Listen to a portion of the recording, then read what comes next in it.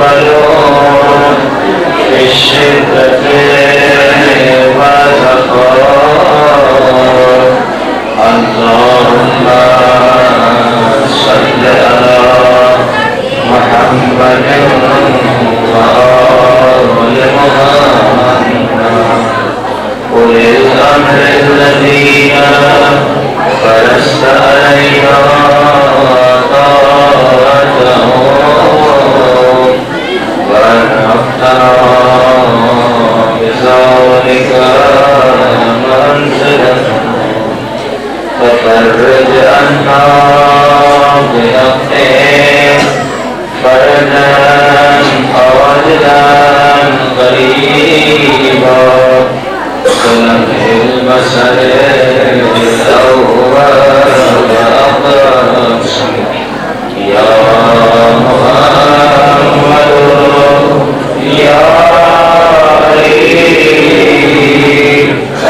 يا علي يا محمد يا محمد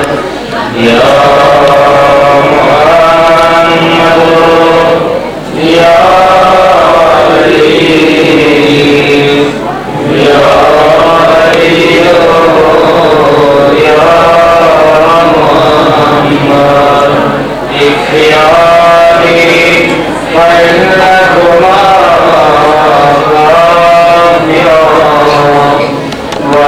وانصراني فإنكما ناصرا يا مولانا يا صاحب الزمان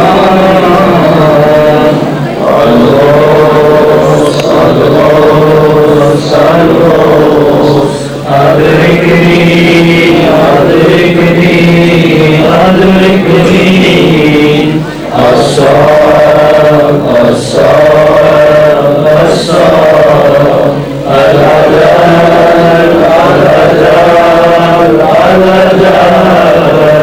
يا العالمين.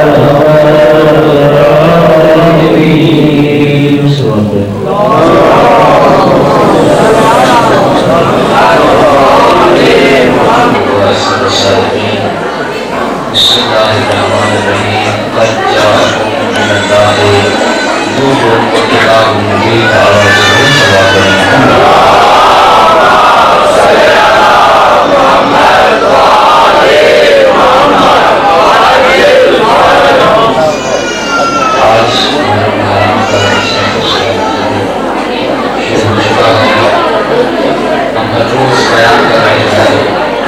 اللہ نے انسان کی ہدایت کے لیے بھیجی ہے. ایک اللہ خدا دوسرا نور ماشاءاللہ ماشاءاللہ آواز کم ہے باقی دو جملے ہیں ماشاءاللہ ماشاءاللہ.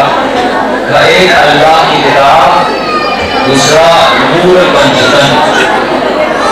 فرمایا اے انسان اگر تم نے قرآن کو چھوڑ دیا صرف دامن اہل بیت کو پکڑا تو پھر بھی گمراہ ہو جاؤ گے.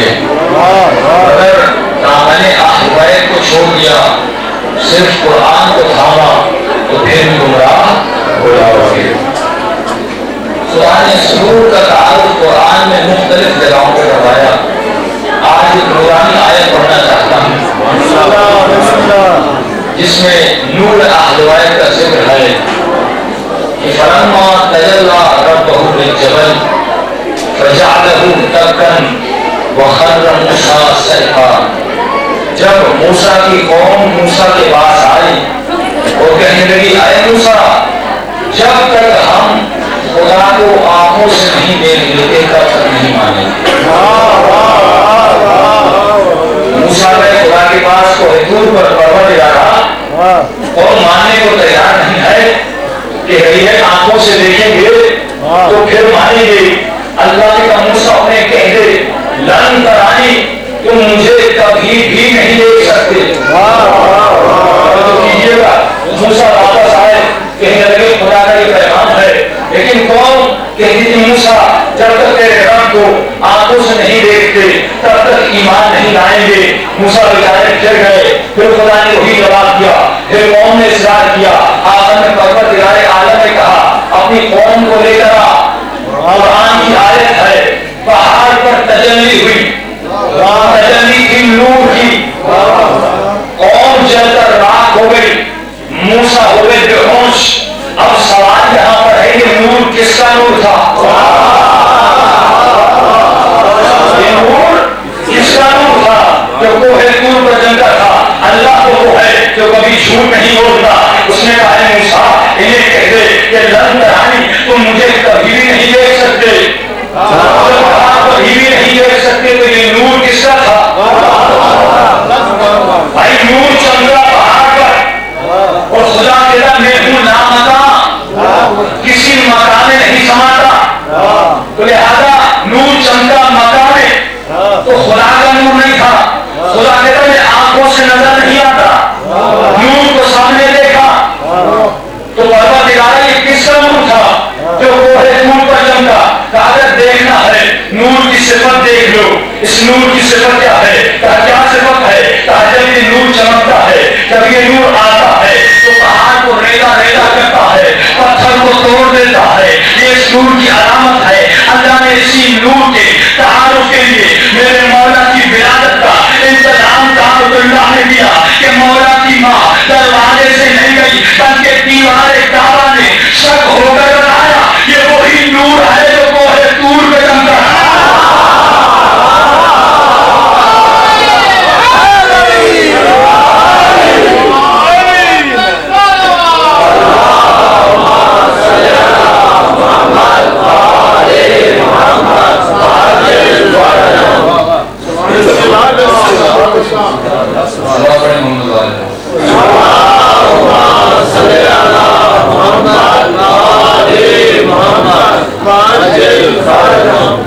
یہ وہی نور تھا جو کوہ طور پہ چمکا تھا، علی کا نور تھا جو کوہ طور پہ چمکا تھا۔ اگر بیوی دروازے سے جاتی تو دنیا کہتی دروازے سے جانے میں کون سا کمال ہے، دروازے سے تو ہم بھی جاتے ہیں، لیکن بیوی گئی دیوار سے، دیوار نے شک ہو کے بتایا علی کی ولادت کا انتظام ہم نے خود کعبۃ اللہ میں کیا ہے۔ شاعر کہتا ہے حیرت میں فاطمہ ہے اندر کدھر سے جائے، حیرت میں فاطمہ ہے اندر کدھر سے جائے، وہی دیوارے کا باپ بیوی کدھر سے آئے، حیرت میں فاطمہ ہے اندر کدھر سے جائے، وہی دیوارے کا باپ بیوی کدھر سے آئے۔ غیروں کے لیے ہے آئیں تو در سے آئے، مگر جو اہل بیت ہے چاہیں جدھر سے آئے۔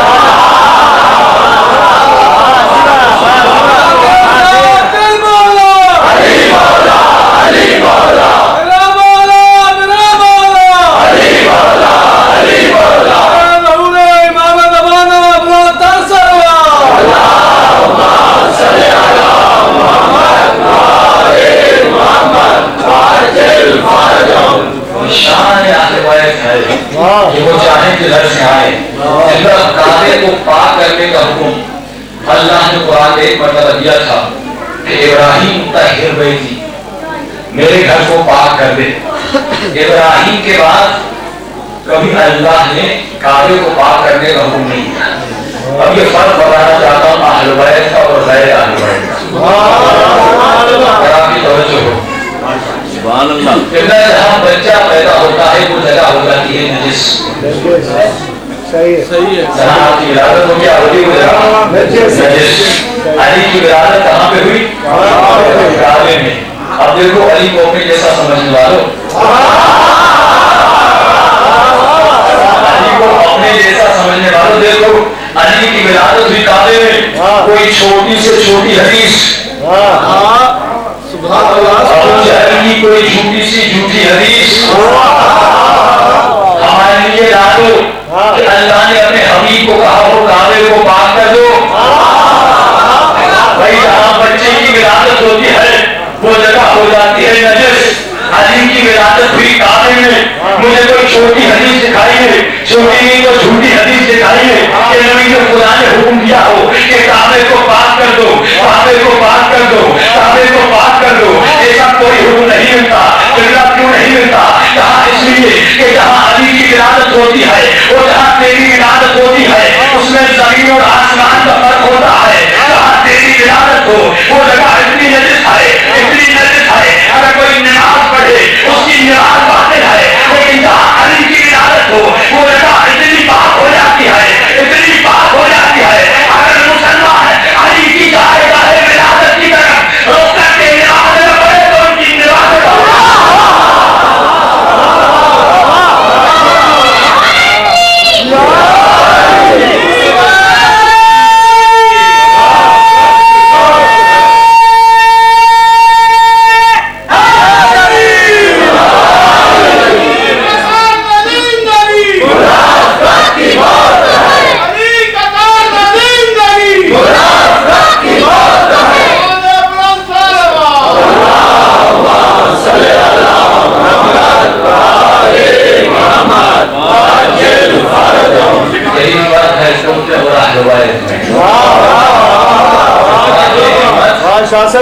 کعبے کی طرف رخ کر کے نماز میں پڑھوں.